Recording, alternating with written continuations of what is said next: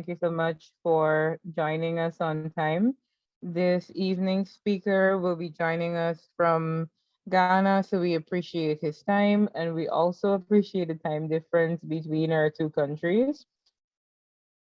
Over the rainy season, we've had a number of persons from across the Caribbean region requesting forums on water management, on what to do during flooding, and a number of issues that surround sustainable water management in the mining industry. Since the announcement of the forum, we've also seen a number of questions being posted in the WhatsApp group that have all been shared with this evening's speaker. So, in an effort to ensure that we start on time and that we are able to have a full discussion after the presentation, I will now hand you over to our speaker.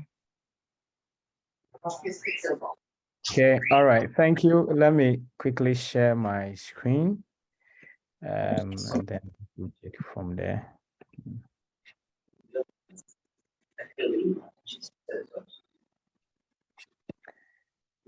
Okay.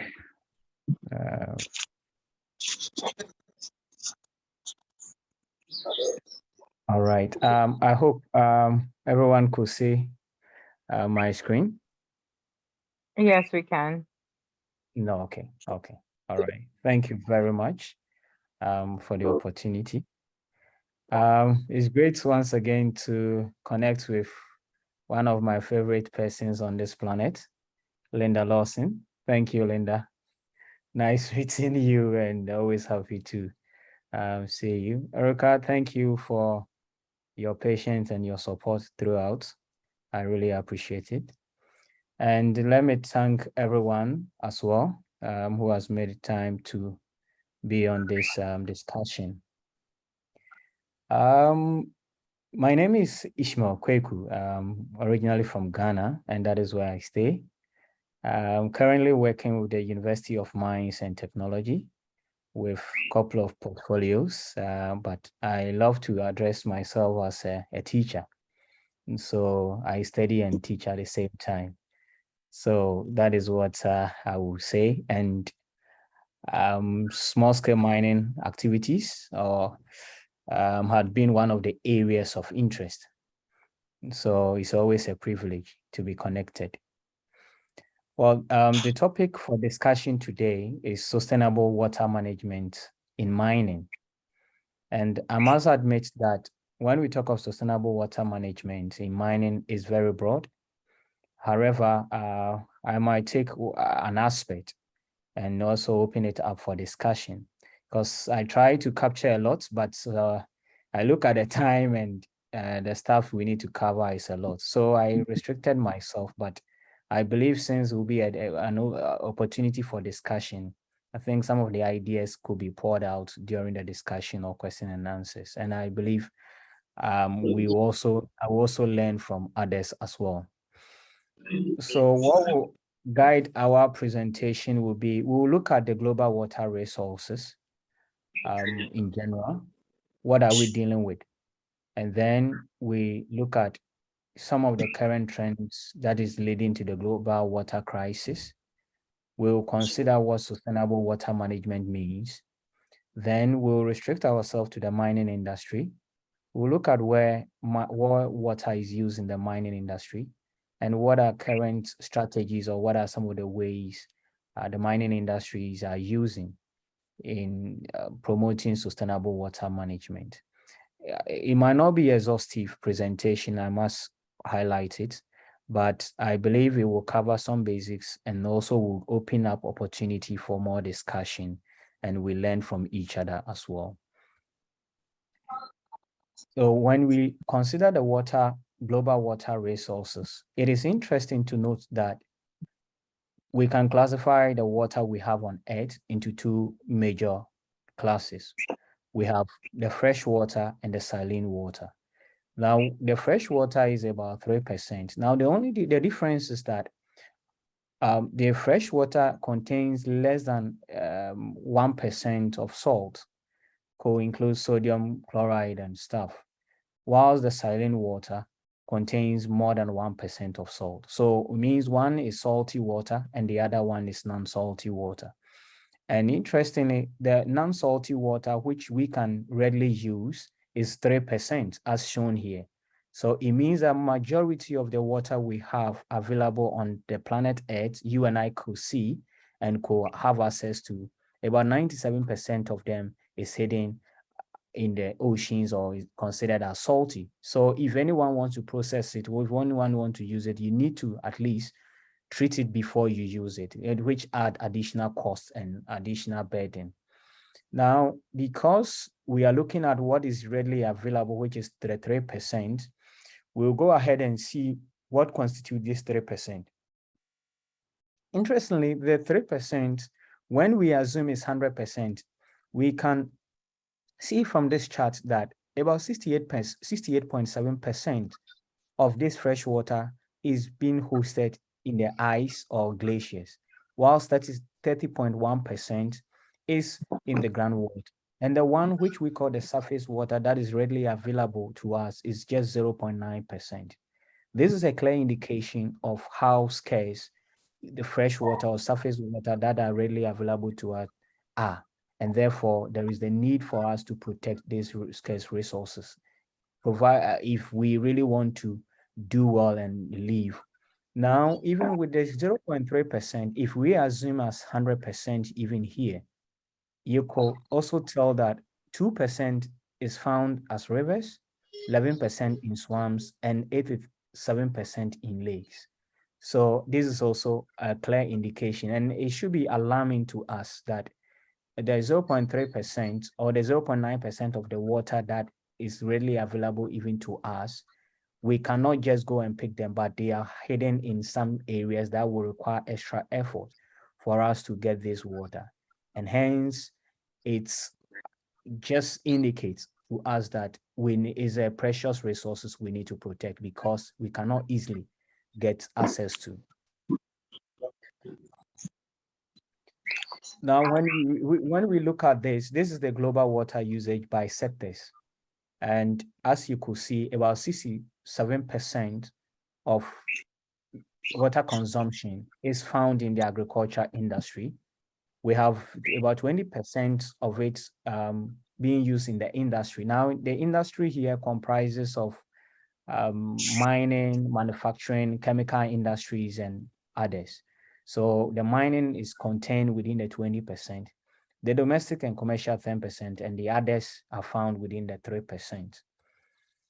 Now, when we look at the water in the industry, it is also clear here that just every industry requires water. So our industry's economic development, social development, our industrial development is also driven by water. Without water, it is difficult to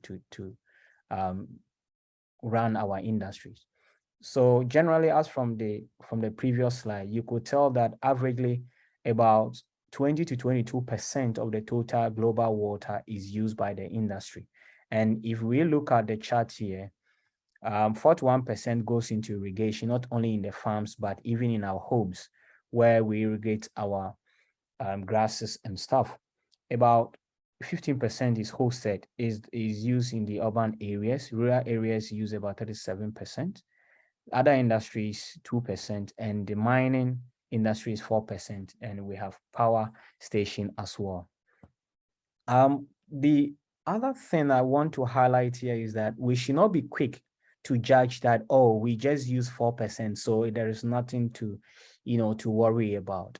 The truth is that although globally it seems to be low, however, in a local setting where these activities take on, where the mining competes with other usage, the mining tends to really use a lot of water in terms of volumes, and hence sometimes creates challenges in the society where some of the societies are even fighting with. Recently, a small-scale mining site within Takwa here, with a well was dug by a school, but unfortunately the well dried up quickly. The studies shown that the small-scale mining guys were pumping a lot of water beyond certain limit. And as a result of the high rate of pumping the water, it tends to draw a lot of water from the wells that had been dug by the schools, and hence runs as dry. And this created a problem in the society. So these are some of the challenges that could happen if water management systems are not put in place to check who uses and how much is used, and even the pollutions that we introduce into these water bodies. So notably, as we indicated, in the manufacturing, processing, washing and stuff, we all use this water and stuff. You can talk about the paper industry, the food, refined petroleum, the primary metals and stuff.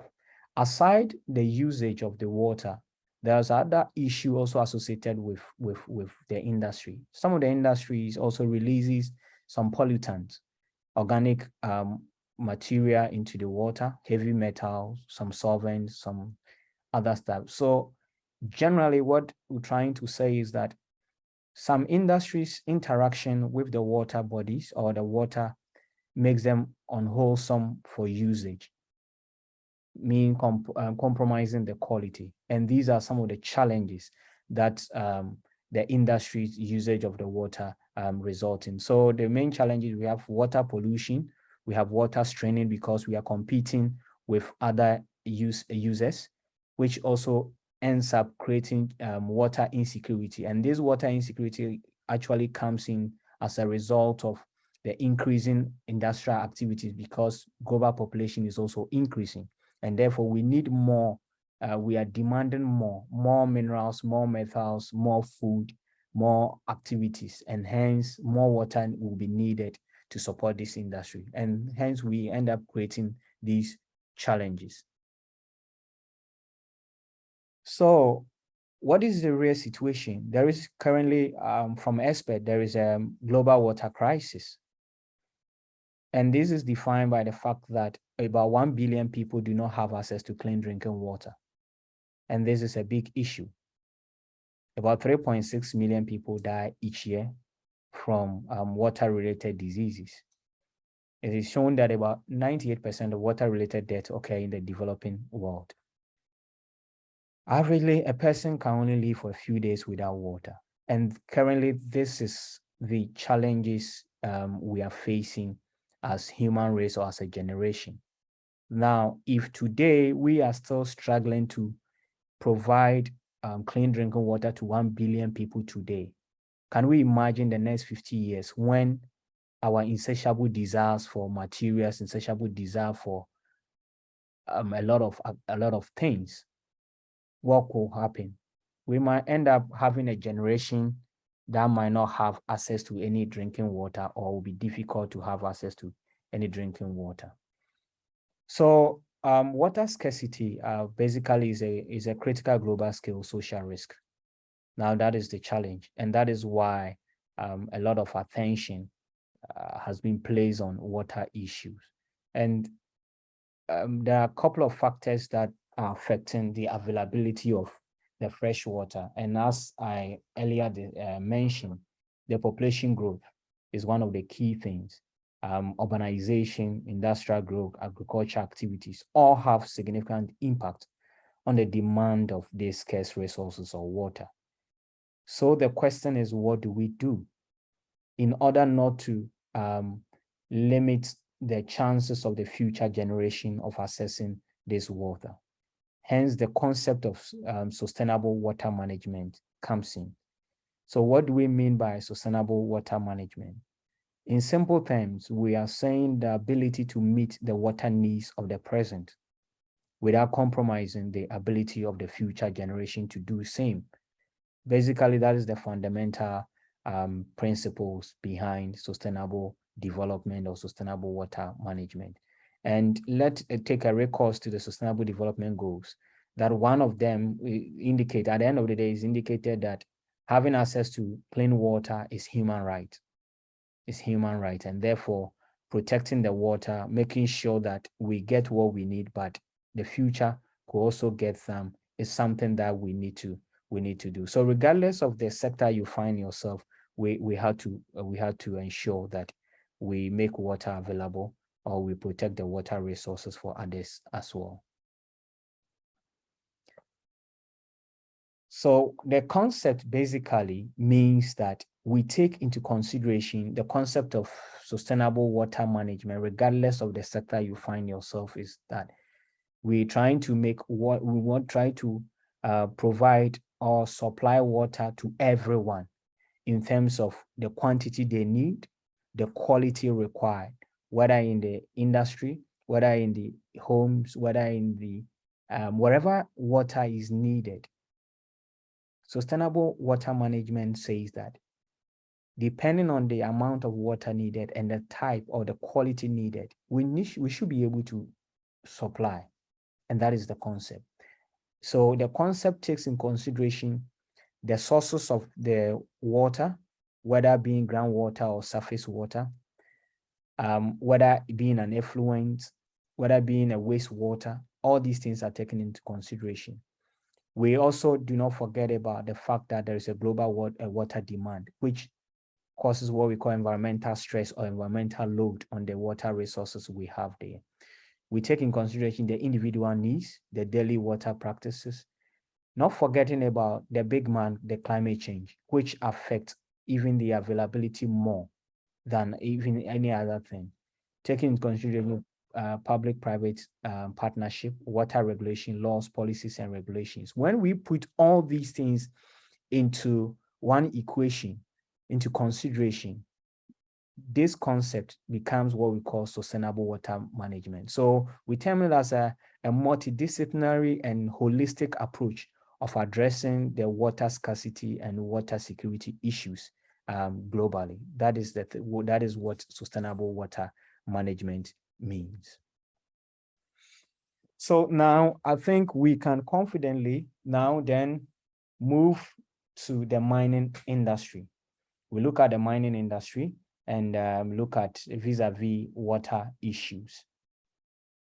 Generally, let me also be quick to indicate here that we will broadly use the word mining for both the mining or quarry, regardless of the size and shape. We will consider all of them as mining. So generally, we know that the sector involves the extraction, the management and processing of natural occurring solid minerals from the earth's surfaces. So whether you are naturally exploiting stones, you're doing sand winning, crushing, mining of gold, extraction of gold, gemstones, whatever we are doing, we will classify it as mining. And wherever space you find yourself, we can categorize them into three. We have the large scale, we have the medium, and we have the artisanal and the small scale mining. Let me indicate that there is a clear distinction among these three categories. And the distinctions are based on, one, the level of investment that are put in. We can talk about the land size as well. We can talk about the method being used. We can talk, for instance, if let me explain. When you take the level of investment, most often the large scale mines goes into millions of dollars, whilst the medium and the small scale mines will be there probably in hundred. That is in terms of the level of investment. When we look at the method used, some of the large scale often uses advanced technologies and improve and very expensive or heavy machinery, whilst the medium and the artisanal use a bit relatively lower technologies as compared with the large scale. In terms of land size, the large scale mining seems to have larger concessions compared to the medium scale and the artisanal. For instance, in Ghana, a small scale mining concession is about 25 acres. However, a large scale could go more than 25 acres. This is the distinction in there. And we can also talk about the nature of people involved in the activity. Whilst in the large scale, you find majority of them being skilled. In the small scale, for instance, the entry point is very low. You could be skilled or even unskilled. Everyone could work in there. So these are the distinction factors that distinguishes these categories. However, regardless of the category you find yourself, we agree that there are three key activities that are undertaken in the mining sector. We have exploration, where you search for your mineral or your material of interest. You do extraction. Some do extraction and mining. Some do drain and blast and haulage. All inclusive, we call it extraction and mining. And then the third phase is we do trading and marketing of the end product. At the end of the day, every mining, every quarry, every activity everything falls within these three activities. And all these activities also they also use water. Water is used in every facet of these activities, whether in the exploration stage, extraction stage, or training stage. Water is used in the activity. So primarily, water is used in the mining industry through these means. One, in the mineral processing, we use water. For dust suppression and control, water is also used in most cases. Or slurry transport and storage, water is also used. Extraction processes, water is also used. Site usage like cleaning and stuff, water is also used. I will, as we go further, I will explain at various stages how water is used. So these are the phases of mining, and every phase, as I mentioned, requires water, or water is used to facilitate the activity within every stage. Now, when we take the mineral processing aspect or extraction, in some area, I remember Linda and some of us went to Kenya. They were using what we call hydraulic mining. They use water to mine the mountain of sand for mineral extraction. So we can use water in hydraulic mining.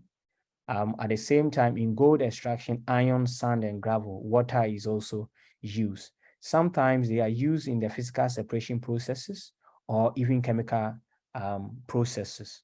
Now, I want to highlight that it is believed that water is extremely efficient medium for supplying chemicals and mixing materials in mining, and hence it is termed as universal solvent. Let me say that it's termed as universal solvent. So if you want to easily dissolve certain things, you could easily dissolve them in water, and therefore in the mining industry, most of the chemicals that are used that we want to dissolve, we dissolve them in water. So we cannot do away with water.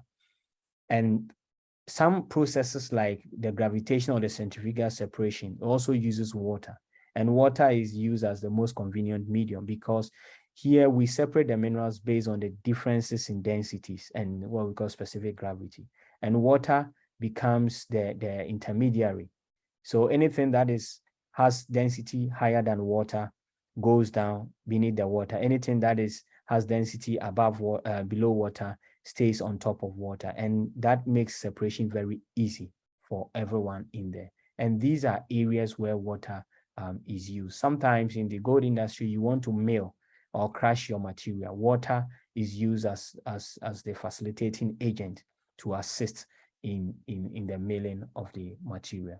And these are some of the areas where water is used in mineral processing and extraction. For instance, and also in quarry, you agree with me that if the aggregate, you want to wash the aggregate, if you are doing sand winning, sometimes to get the quality right, you need to use water to do the separation to help pass it through the separators to separate them to get the right quality that you need.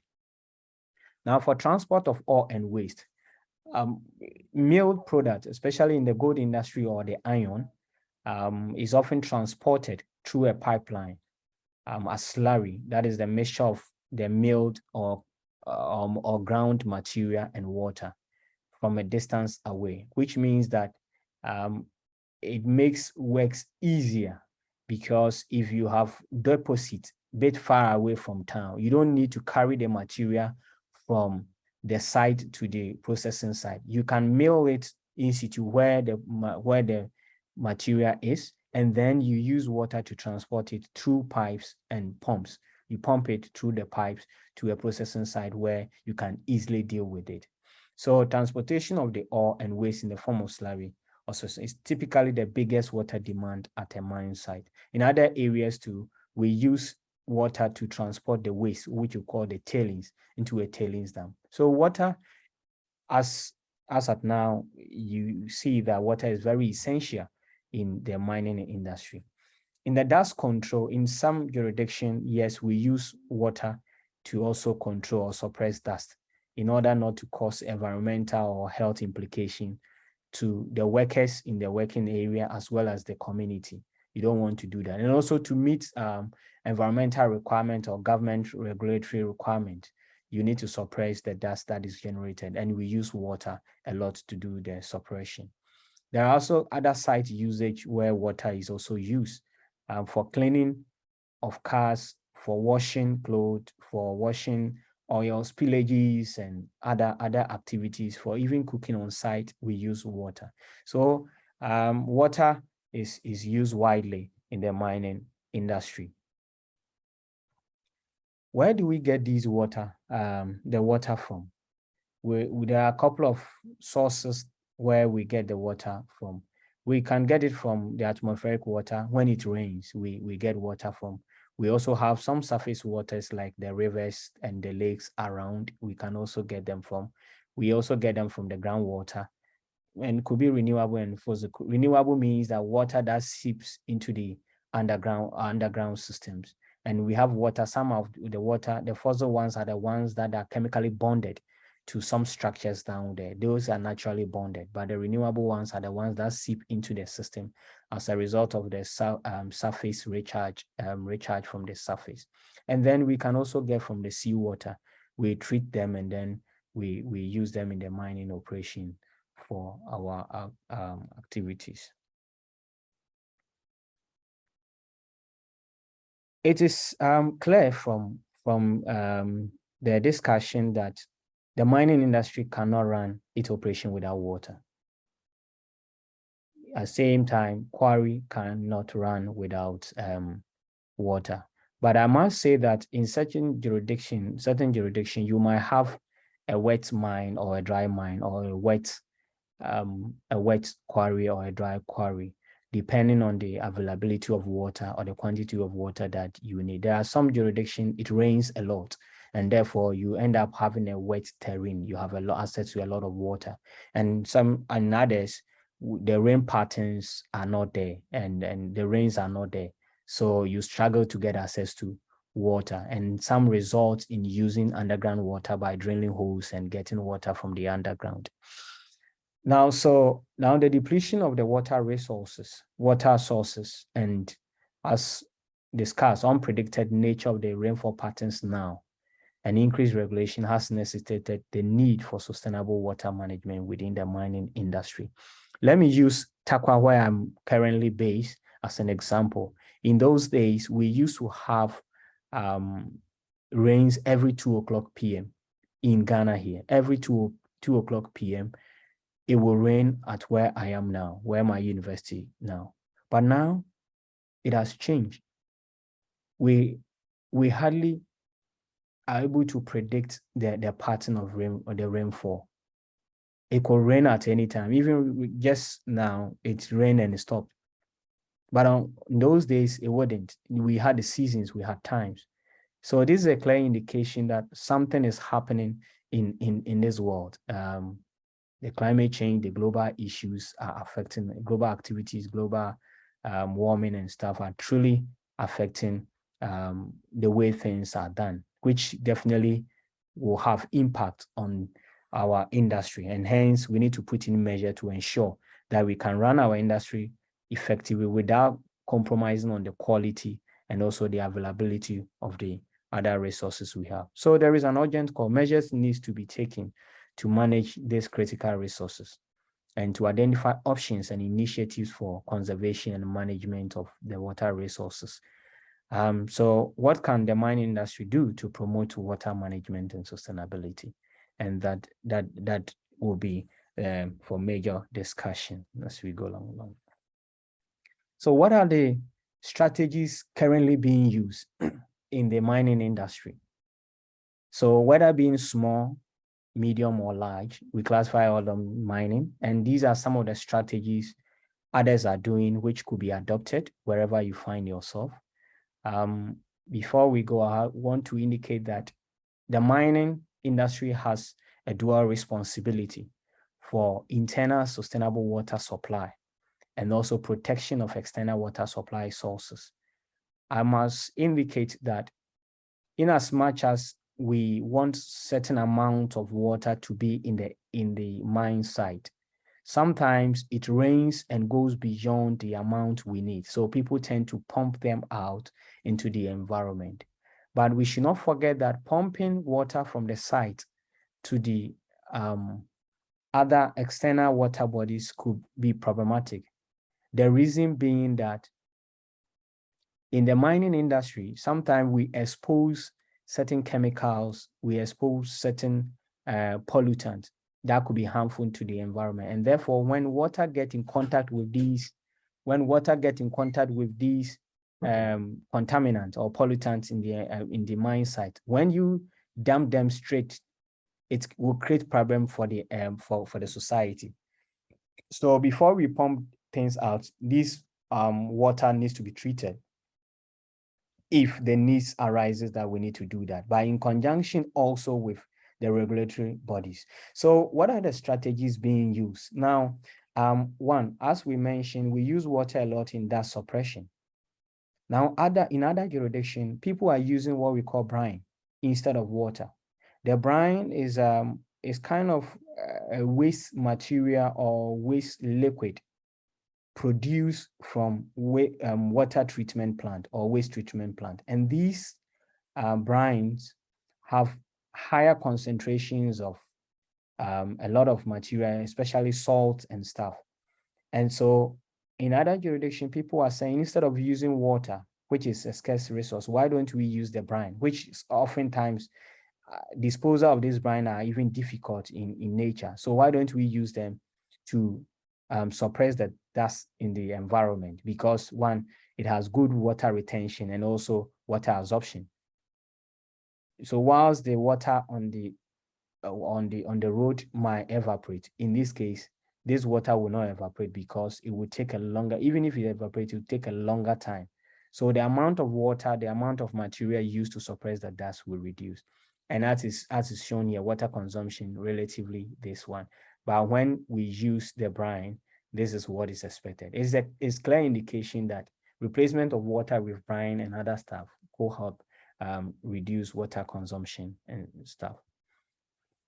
The other strategy also being used is what we call the recycling of processed or washing water. Now, especially in the small-scale mining industry in Ghana, and most of our river bodies have been polluted by the small-scale miners. Some of them mine directly in the water bodies and some to discharge their wastewater into the river course. And this has caused a lot of damage to major river bodies in our country. But in the course of our training and engagement with them, a system came out, what we call the three-pond system. So in the three-pond system, what we do is that you have your sluice, you dig 3 ponds at your mine site. So where your sluice board or where your washing plant is, when you wash your material or your mineral, it goes to pond 1, what we call the settling pond 1. Now, as it goes in here, you create a small drainage that leads to pond 2 and pond 3. So this becomes the major settling point. As it overflows, it goes into pond 2. And as it goes to pond 2, with time, when it also overflows, it goes to pond 3. But with time, since it will take time to fill up and get to the other pond, a lot of the material, believe, will settle with time. And therefore, when they get settled, we can then scoop them out of the pond. We'll rather better to scoop them out of the pond and dry them and probably use them to fill the the pit that we've dug rather than discharging them into the water bodies. And this is a system, what we call the three-pond purification system. Our small-scale mining people, some of them have adapted. And this is, we've seen a lot of changes. Currently, we've seen a couple of them not discharging directly into the water bodies. In the large scale in the quarry, yes, they also do recycling of processed water. What happens is that they have ponds where the processed water is dumped in for a period of time. When the need arises for them to reuse, they go for it rather than going for fresh water from external environment. That also creates problems. So recycling of processed water or wash water is one of the key strategies being used for sustainable water management. The other ones that we'll look at briefly is the drag stack tailing storage strategy. You know, when you, in the mining industry, one of the key things they also produce is tailings. Now, these tailings are often in slurry, has a huge amount of volumes of water and some sand. Now, some people have developed technologies where they rather dry the material, try to get a lot of the water out of this the slurry that is going into the dam, and rather dam dry material with minimal amount of water. So at the end of the day, they recover almost 80 to 90% of the water that might have been dumped into a tailings dam. And this also creates a lot of space for dumping of waste of the tailings or the solid. So that is one strategy is being used. Others are also, what they also do is that they dump surface water. As I mentioned, in some jurisdiction, it rains a lot. If it rains a lot, you don't want water to enter your mine and also exit into the environment. When they enter the mine, they might have contact with other on toxic material that could be carried into the environment and the neighbor community where it might cause problem. So some strategies that are being used as a way of sustainable water management is that they've created dams to dam this surface water for potential reuse. And even if they don't have need for it, at an appointed time, they might check the physicochemical parameters. And if they see that it is good enough to reintroduce into the environment or into any river course, in agreement with the environmental regulation authority, regulators and other authorities, they can discharge them into the environment. So damming of the surface water or damming is one of the key strategies being used. Some also use what we call leakage management strategy. It's one of the areas people don't take, they really don't pay attention to. You go to some of the site, they have a lot of pipes with a lot of leakages here and there. And you agree with me that they said a little drop of water, little drops of water makes mighty ocean. And this could be seen over here that if you have a lot of leakages all around, you end up losing volumes of water to the environment that could also increase your water consumption without necessarily even using it.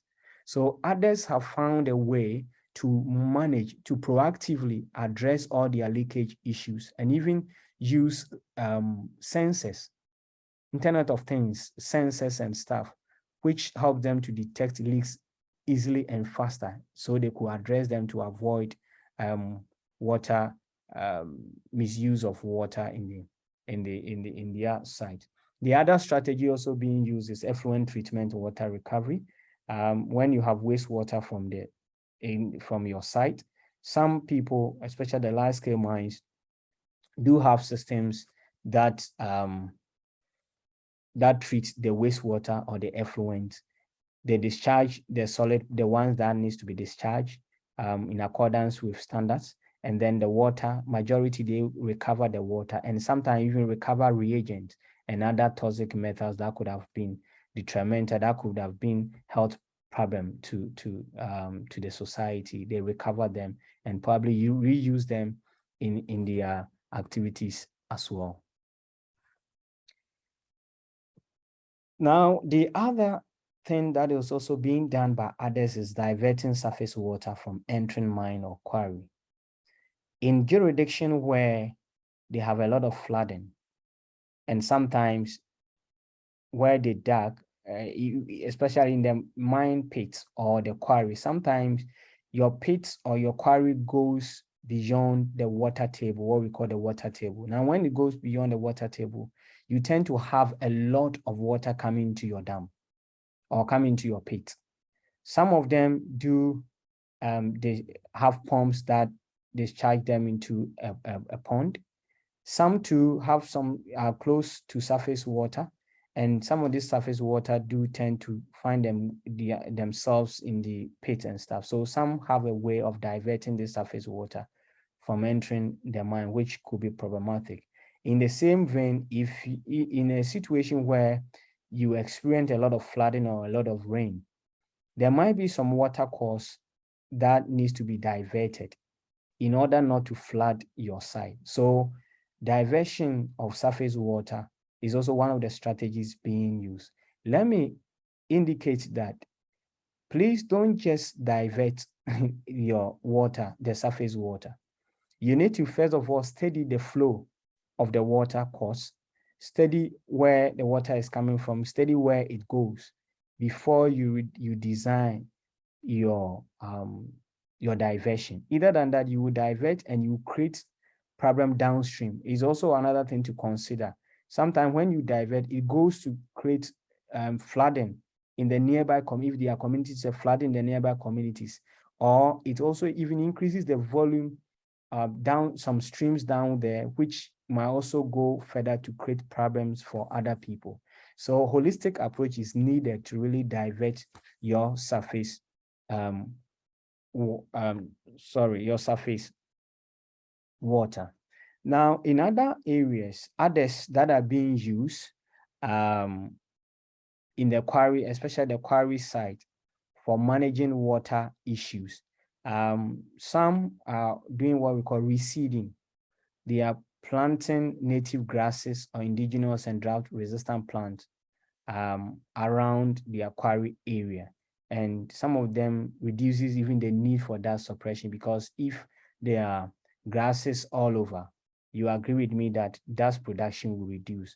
In addition, it also helps the quarry in terms of reclamation and mine quarry closure, because if you have your grasses and native stuffs planted already, when it's time for you to close your mine or rehabilitate, it will be a bit easier and cost effective to do that.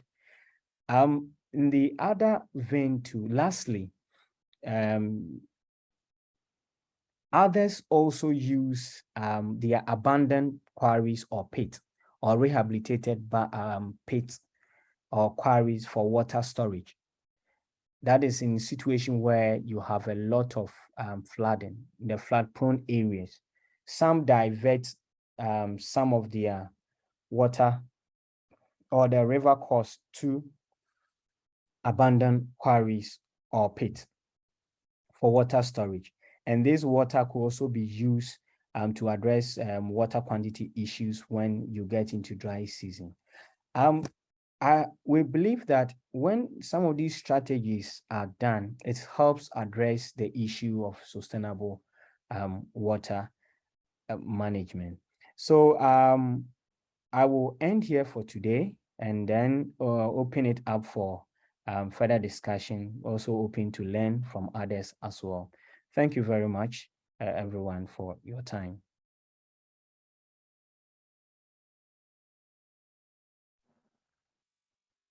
Thank you so much for your presentation. At this time, we will open the floor for questions.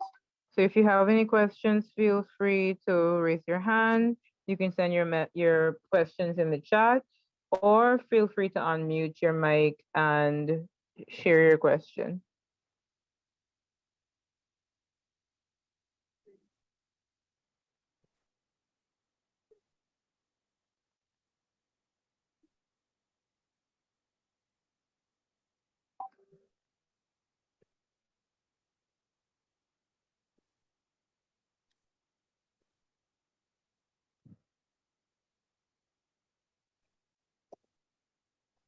So Nadi in the chat says, very good presentation, thank you.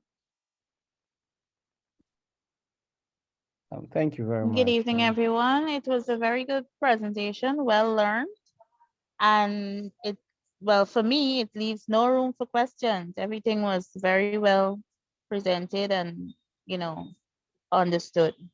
Thank you.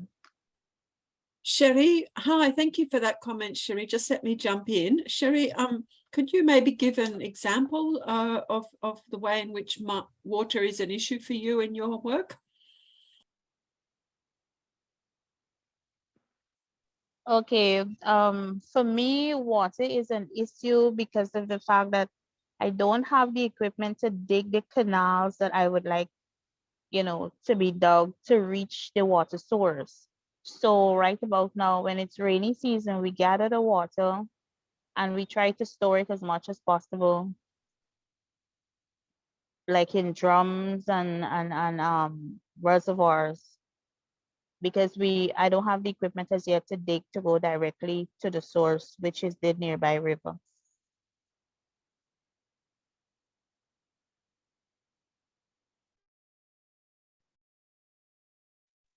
So my water issue would be access. But in terms Mhm. of the presentation, um, a few of the methods I've already implemented in terms of reusing the water, you know, for other purposes. Instead of getting clean water to wash down, we reuse back the same dirty water to wash the surface when we're pumping.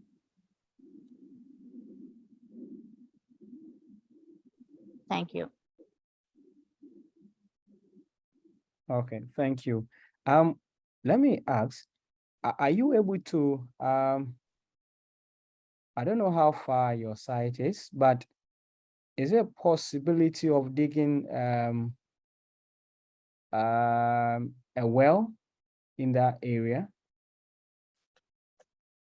And Yes, how expensive there's a it is? possibility, but again, it's the equipment. We don't have the equipment. No, okay. Yeah. In Ghana, we have a couple of people, right, who are into borehole drilling and stuff. Don't you have such groups, such companies in your place, if I may ask? Not where I'm located. I Oh, okay. haven't found anyone with that skill as yet. No, okay, okay, okay. In addition, I don't know whether we could get any hydrogeologists around the place who could assist you.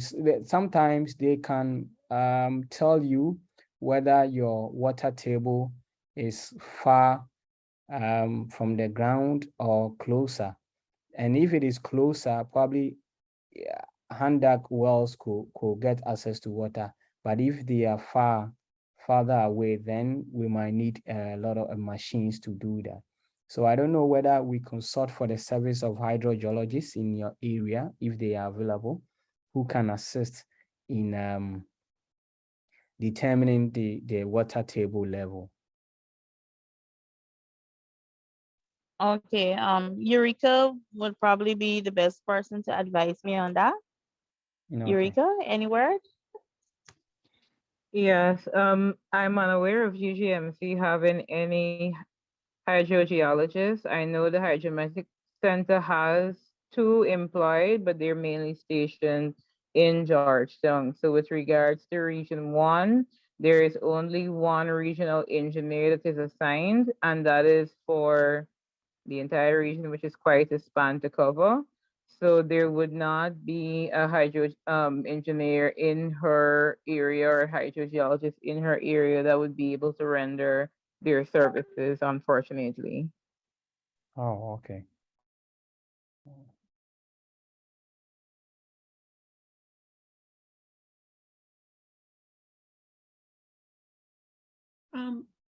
Would be great to hear from anyone else who has. Thank you so much, Nadi. Very interesting. Are there any other examples that kind of help us learn from each other?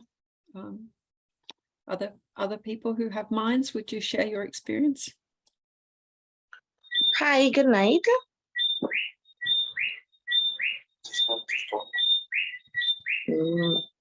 There's squeaky good sound night. happening there. Yeah. Hi, good night. To the panel, Dr. Ishmael, Linda, Oh, sorry. Urica, and everyone else who's listening. Are you hearing me? Could you remind us of your name? Because it just says Mineral Minds Terry here. Ann. Terry Ann, Terry I Ann thought from so. Trinidad. Yeah. All righty. Thanks, Terry Ann. I just was Yes. having to work it out. Thank you. Go ahead. Sorry about that. Yeah, From Trinidad, is that right? Trinidad. Yes, the forum was very informative, but most of the challenges that we face, I don't see how it would really have an impact on us because I'm a very small miner. We do like 10 acres and under. So as Dr. Ishmael was saying, your excess water, you could channel it into a pit, a dry pit, or a pit that you have abandoned. With respect to flooding, I am also getting flooding every year since the 5 years of I doing the mining. I just have one pit open, which is like about a 4 acre, 3.5, 4 acre pit. So the rivers are close by where I am mining. Whenever it floods and the river is up to capacity, all the river water comes straight into our mines because my mine is about between 20 to 25 feet in depth. So in the rainy season, I have an extra river for a quarry. So I don't know how I could solve my problem because I keep explaining to Eureka, I have flooding issues, and we don't have any hydrogeologists in Trinidad. And our water table is very high also. So we suffer a lot in the rain season. And we are not allowed in Trinidad to alter the water courses. No, okay. Okay. Thank you very much. Now, Thanks. first of all, I will really be glad if you have pictures of your area that could really help. Probably we might have further discussion. Let me share my contact first of all. Then probably in certain jurisdiction, what I saw was that a lot of the guys reshaped or redesigned their pit. They redesigned their pit, and redesigning their pit means that the pits end up becoming kind of a barrier. They have what they call berms, and these berms were raised in such a way that the water, when it gets there, the water do not climb or get into the river, get into the pit, but rather it will just be around it and then it recedes, it goes back to it. So they create like if it is a sea defense something. So they create it around their pit. And it's also dependent on the nature of the area. So that is why I'm saying, if we know how the terrain looks like in terms of even pictures of it, then we could find out if it could be redesigned. The area, the peripheries of the pit could be redesigned in such a way that we could raise an area where the water will not get access into the pit or the quarry. So that is what easily comes to mind now. I don't know whether if anyone also do have anything to share, but from my experience, I've seen places where they have just recreated or reshaped the berms or the peripheries of the pit that prevents water from entering in times of flooding.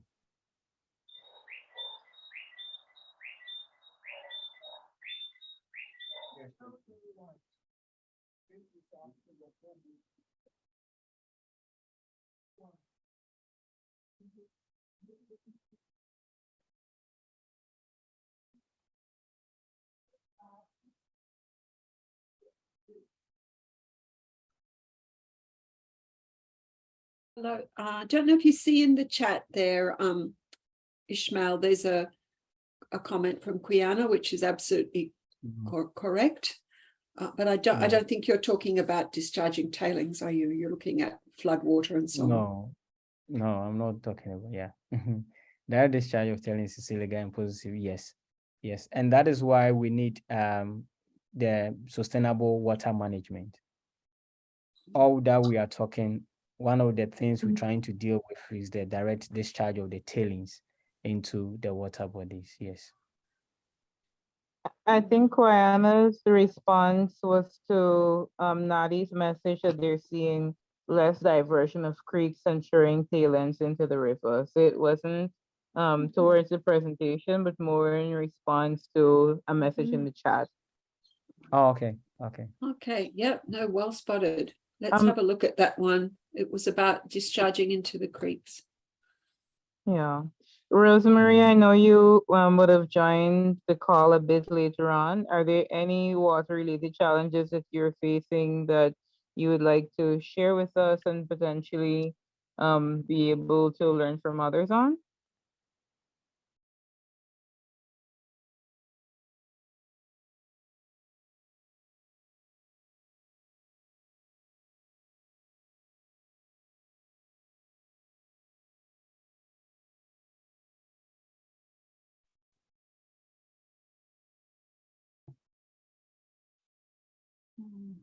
Rosemary seems to be not listening. I don't know. It's very interesting, the questions about having hydrogeologists. That's perhaps something Rosemary can answer because she works for the Ghana Geological Survey, if I'm correct. I think that, you know, you have a fabulous offer here from Ishmael, who's, you know, one of the bright young stars of academia and direct mining in Africa. It's very unusual. I don't know if you know, the University of Mines and Technology in Takwa in Ghana has a really strong focus on training mining engineers, but they also have a really strong focus on small scale mining, and that is quite unusual, I think. So when he speaks about water management, he's able to bring in both perspectives, and I would encourage you to take up his offer of sending some photos, and I'd actually really encourage you to use the WhatsApp group for that, because that way we can get a maximum amount of, if it's nothing, you know, very personal, we'd get a maximum amount of learning from it. Sure. Do you belong to the also, WhatsApp group? I don't think you do have to get, oh, maybe you do, yeah. we also do have some hydrogeologists around, so I could share with them and also see if they could offer some.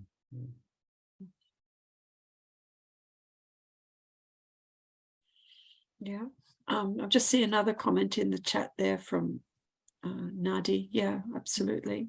I have a question for you. Usually for me, for Guyana, during the change of seasons in different countries, you have a level of preparedness that occurs. So take, for instance, for some of the Caribbean countries, when it's heading up to hurricane season, there are notices that are sent out, safeguards that are put in place. People are reminded of what measures they ought to take in the event of a hurricane, etc. For us here, to me, that is a similar approach needs to be taken in preparation for rainy season, reminding persons what the risks are with regards to cracking of the pits, how they, the steps in which they take with regards to flash flooding, etc. Do you have, or have you seen any precautionary measures put in place during the rainy season in any of the countries that you've worked in or done research on?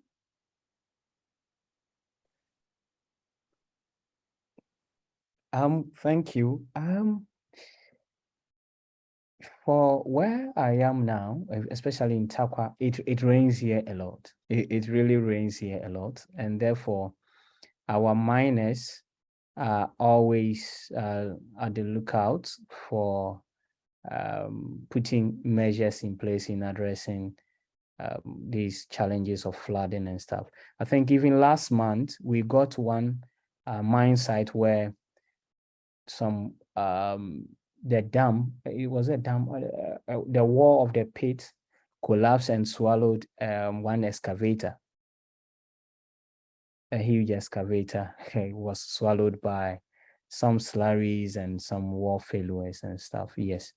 But upon the investigation, what we realized was that one, let me say this, water patterns, rainfall patterns here currently is unpredictable now.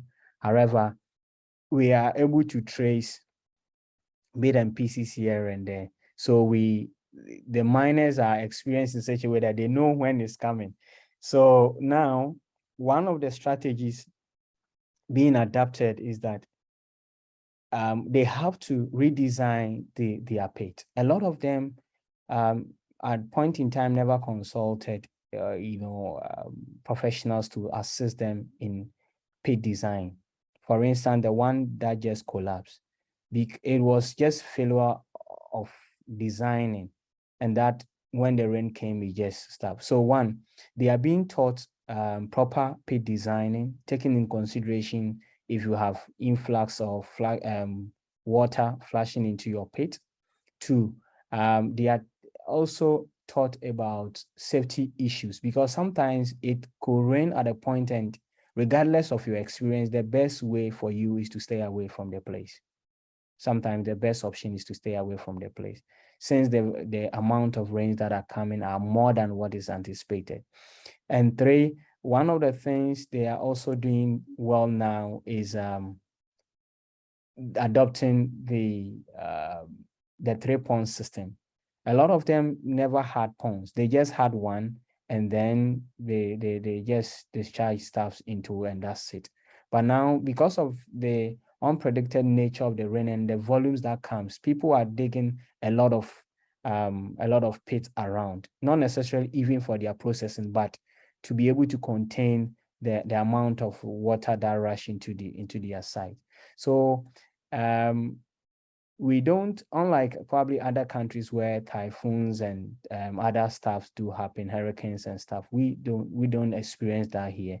So you hardly find announcements saying that, oh, it's going to rain so hard, so prepare. No, but based on the experience, they know that when it's raining season, I know how much volume of water that comes in, and therefore I need to prepare myself by digging a lot of ponds, by making sure my pit is well designed. If there are loose areas, I get them off. If they are more than necessary, we stop going to the site. So basically, these are some of the things that are being done over here, especially at the small scale mining level. But the large scale guys, we've never had an experience where they have stopped mining because of rains. No, the large scale guys are far advanced, but it's oftentimes the small scale mining guys who do have issues with flooding and stuff. But now some of them are getting over it with proper planning and putting some few initiatives and suggestions that we've made to them, and they are surviving bit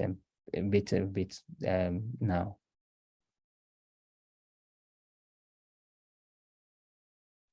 You mentioned redesigning the pits for the increase in water flow or for the increase in rain. If there's any information that you can share with us on that, as well as other precautions that could be taken in preparation for flooding for both gold mining and the quarry sector, that would be much appreciated, so that we can share that within the network for persons who are facing those challenges. No, okay. So I will do well and put some few things together, because some of them are knowledge that gain on the field. So we actually do not have documents that we could share. So since you've mentioned, I think I need to start putting some of these experiences together, and Urica can maybe be chasing me around to get them to you guys. Dr. Ishmael, I would like to make a contribution. With Okay. respect to mining in with respect to mining in Trinidad here, we have policies. So small miners like myself, we have a license and we have a design plan. When they give us this design plan, it have to be approved. We have to follow the design plan.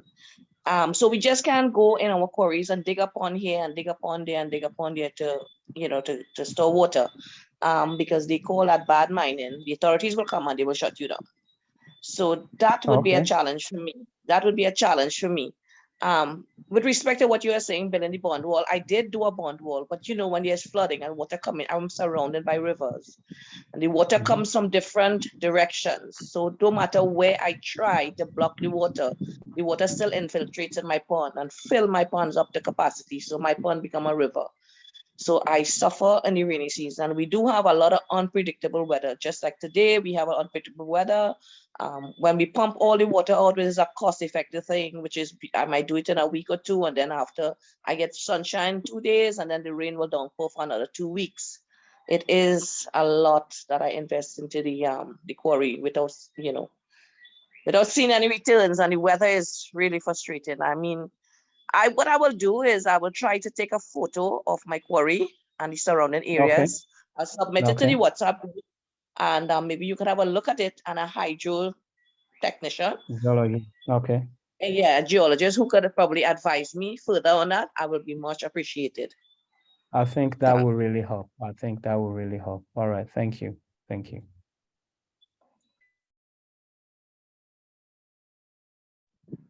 Thank you so much for everyone's presentation, as well as sharing the challenges in which you're currently experiencing.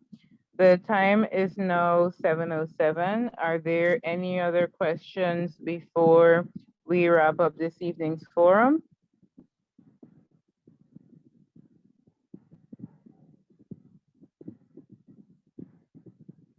No, So I I think that take was this. it. It was very informative, and I would like to thank Dr. Ishmael for his input on this forum. Thank you so much, and everybody else in the panel, Urica, Dr. Lawson, and everyone else who's listening. Thank you. Let's make sure this is Okay. an ongoing conversation, Urica. It was a really good topic. And Ishmael, thank you so much for your fabulous contribution. It's very unusual to have someone who speaks from deep experience of ASM to bring the two worlds together. So thank you very much. And let's make sure we keep this conversation going, because it's a problem everywhere, and it's not going anywhere. So thank you very much. Oh, thank you. Thank you so much. I really appreciate everyone too for your time and support. Thank you. Thank you for the presentation, as well as your commitment in supporting the members.